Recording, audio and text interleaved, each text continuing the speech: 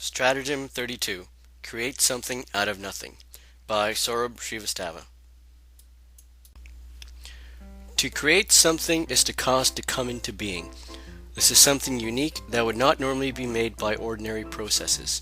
In business, the creation involves establishing a presence that may provide a competitive edge that previously did not exist.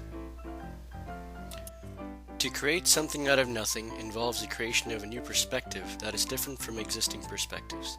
In other words, it involves adding a new player to an existing game rather than moving existing players around. When there is resistance by competitors, businesses can use a stratagem in one way or another to gain strength in their sector or to grow another aspect of their business.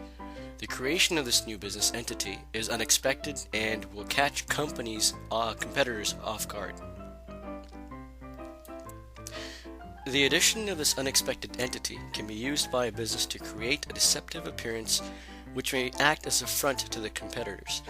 This hidden front can, therefore, be used to conceal the company's real intentions for growth and expansions from its competitors. If played properly, the business will grow by surprising and outmaneuvering the competition. A contemporary business application of the stratagem is illustrated by Google's expansion into the mobile handset market. In the US, the wireless spectrum for mobile phones and data is controlled by a small group of companies, which leaves consumers very little choice when it comes to service providers. New companies who wish to provide services to consumers would be required to pay heavy premiums to the existing small group of companies that controlled the majority of the wireless spectrum. As a result, competition was heavily restricted. In order for Google to enter this market, they would be paying a substantial premium and would have to abide by the rules and regulations set aside by the controlling wireless service providers. In 2007, the FCC launched an auction for the 700 MHz wireless spectrum. It was expected that the majority of the wireless service providers were to compete in this auction. However, these companies were taken off guard when Google announced that it would also be bidding in the auction for the same wireless spectrum. As part of the auction, Google required the FCC to adopt rules that would create open platforms and open licenses. These platforms would promote additional forms of competition from web-based entities such as software application providers, content providers, handset makers, and ISPs. This would ultimately drive down the cost for new companies to enter into the wireless industry. Verizon Wireless, which is one of the largest service providers in the US, saw Google's bid to enter the wireless service provider industry as a threat and were taken off guard. As a result, they paid approximately $9.4 billion US for the 700 MHz wireless spectrum.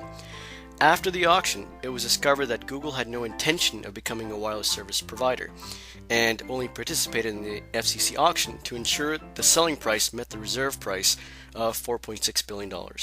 This ensured that the FCC would enforce the new open platform regulations on the company that won the auction.